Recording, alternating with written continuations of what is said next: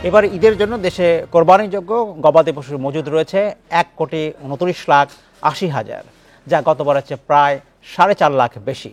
ফলে কোনো সংকট হবে না বলে আশা করছেন মৎস্য ও প্রাণী সম্পদ মন্ত্রী আব্দুর রহমান।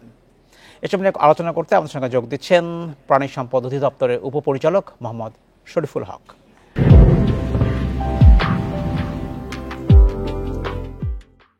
জনাব হক, আপনাকে স্বাগত জানাচ্ছি।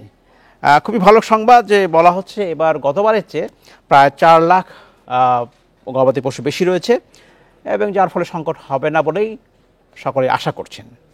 কিন্তু আমি যে বিষয়টা আসলে আপনাকে জানতে চাচ্ছি যে কখনো কিন্তু মজুদ পর্যাপ্ত থাকা সত্ত্বেও কিন্তু পণ্যের বা যে কোনো বিষয়ের যে কোনো সেবার সংকট দেখা দেয়, সেটা হচ্ছে সরবরাহের ঘাটতি। এই জায়গায় যদি সবগুলো পশুকে ঠিকমতো সরবরাহ না করা যায় বা বাজারজাতকরণ না করা যায়, তাহলে কিন্তু এই সংকটটা আবারও হতে পারে। কখনো কখনো দেখা যায় ঢাকা বা রাজধানী বা অন্যান্য বাজারে যে হঠাৎ করে গরুর সংকট, আবার পরের দিন দেখা গেল অনেক গরু হয়েছে কিন্তু ক্রেতার নাই। এই সংকট সমাধানের জন্য কোনো পরিকল্পনা কি আছে আপনাদের?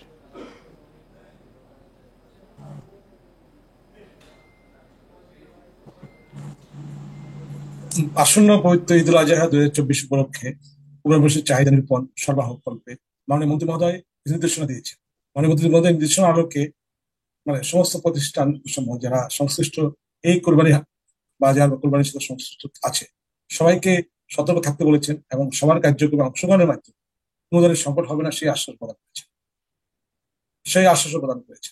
যেহেতু কোরবানির পশুর প্রাণী সম্পদ অধিদপ্তর ইতিমধ্যে খামারিদের তালিকা সংরক্ষণ করেছে, নিয়মিত মনিটরিং করছে, উপজেলা জেলা উপজেলা বিভিন্ন সমন্বয় সভা করছে, সেক্ষেত্রে যে খামারিদের যে উৎসাহ উদ্দীপনা আছে এবং বাজারে যে মানে চাহিদা আছে, চাহিদার আলোকে কোরবানির কোনো সংকট হবে না সেই প্রত্যাশাও আছে। পাশাপাশি সে সার্বিক সরবরাহের মাধ্যমে খামারি যেন লাভবান হয় সেই সেই ব্যবস্থাটাও চিন্তা করছে। ফলশ্রুতিতে খামারির পর্যায়ে উৎসাহ উদ্দীপনার মাধ্যমে এই যে তারা যে কোরবানির ওষুধ তৈরি করেছে তা বাজারে সঠিকভাবে নিয়ে যেতে পারে সেই প্রত্যাশা হচ্ছে। আশা করা যায় কোনো ধরনের সংকট বা কোনো ধরনের সমন্বয়হীনতার অভাব হবে না।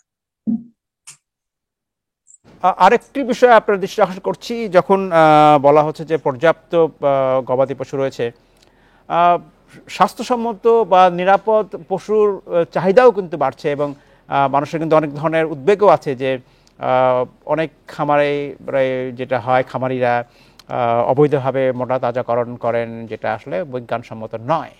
এই বিষয়ে সরকারের দিক থেকে কতটা নজর দেওয়া হচ্ছে?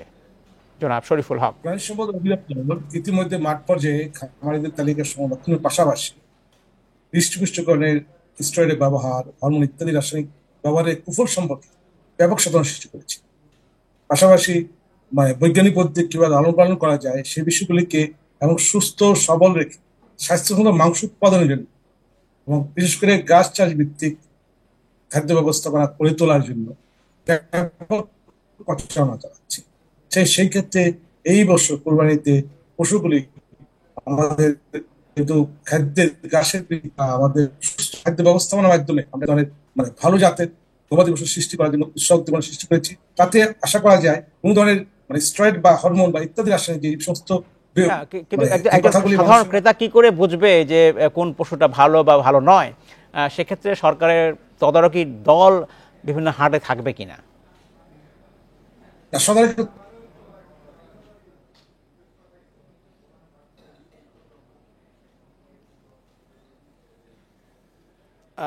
দুঃখিত, আমরা সংযোগটি হারিয়ে ফেলেছি, দুঃখিত। আমাকে শেষ করতে হচ্ছে।